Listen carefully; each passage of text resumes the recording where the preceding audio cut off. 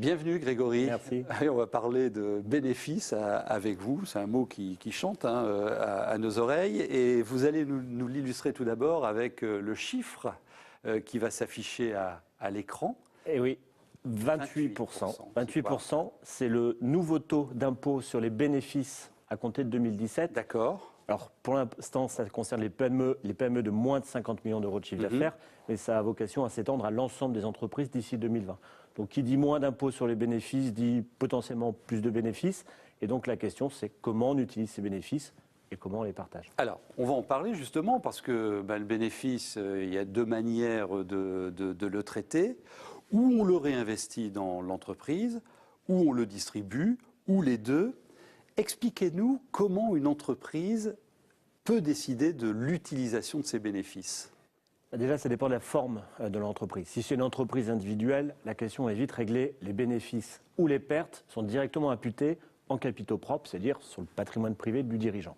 Là où il y a une décision, c'est en forme sociétaire, où c'est l'Assemblée générale qui va décider de cette affectation. Alors, il y a trois choix possibles, soit en réserve, remis dans l'entreprise, soit distribué, soit mis à ce qu'on appelle en report à nouveau, c'est-à-dire c'est une affectation temporaire en vue d'une décision ultérieure. Donc c'est l'Assemblée générale qui décide.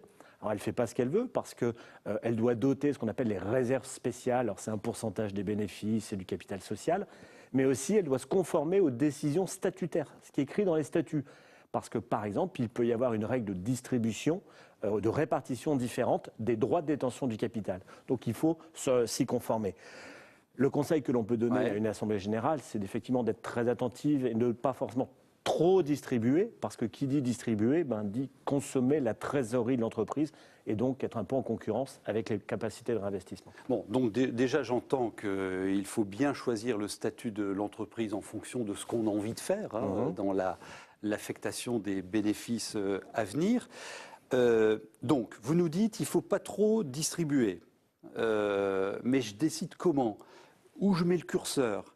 Et est-ce qu'il y a des moyens d'optimiser le fruit du travail de l'entreprise? Alors, pour ce qui est du choix de la répartition, il n'y a pas de recette universelle. Il faut vraiment traiter au cas par cas pour chaque entreprise. Et j'irais presque tous les ans se reposer la question. Les critères à prendre en considération, c'est bien évidemment la santé à l'instant T de l'entreprise, mais aussi ses projets d'investissement, les perspectives que l'on voit sur le marché que l'on adresse, mais aussi la capacité de l'entreprise à régénérer de la trésorerie pour sa pérennité. Donc là, il faut vraiment se poser avec son expert comptable pour construire, et là c'est le deuxième conseil que je donnerais, construire une politique de distribution qui s'inscrive dans la durée sur un horizon, si ce n'est long terme, en tout cas sur du moyen terme. D'accord, donc j'ai cette politique moyen terme, mais je prends la décision d'année en année à mon Assemblée générale. Voilà, tout à fait. Vous la prenez d'année en année. Et pour répondre à votre deuxième partie de question sur l'optimisation, alors on peut effectivement, et c'est ce que l'on fait, mettre le curseur entre par exemple du salaire ou du dividende pour optimiser. D'accord. Alors deux points d'attention à avoir. Le premier, c'est que tous les associés ne sont pas forcément salariés. Donc là, il faut être au clair entre les associés. Et le deuxième point pour chercher cette optimisation-là, c'est aussi d'intégrer tout ce qui est protection sociale. Parce que quand on donne plus de salaire, on inclut de la protection sociale, par exemple la cotisation retraite, ce qui n'est pas le cas lorsqu'on donne du dividende, du bénéfice. Donc, il faut vraiment l'étudier au cas par cas. Vous avez parlé donc des 28% nouveaux taux d'imposition des sociétés. Quelles sont les conséquences fiscales, l'environnement fiscal de l'affectation de mes bénéfices? Donc là, si vous êtes sur une entreprise, ce qu'on appelle un impôt sur le revenu, c'est-à-dire que chaque associé va déclarer sa quote-part de bénéfices touchés dans sa déclaration personnelle. Quand on est dans une société à l'impôt sur les sociétés, il y a deux temps. Premièrement, l'entreprise va payer son impôt sur les bénéfices. Je l'évoquais, 28%, ça peut être 15% si on est en taux réduit ou 33% si on est une très grande entreprise. Et ensuite, chaque associé va déjà payer ses cotisations ou prélèvements sociaux parce que ça dépend de son statut, s'il est gérant majoritaire, minoritaire. Donc là, il y a quelques règles à respecter.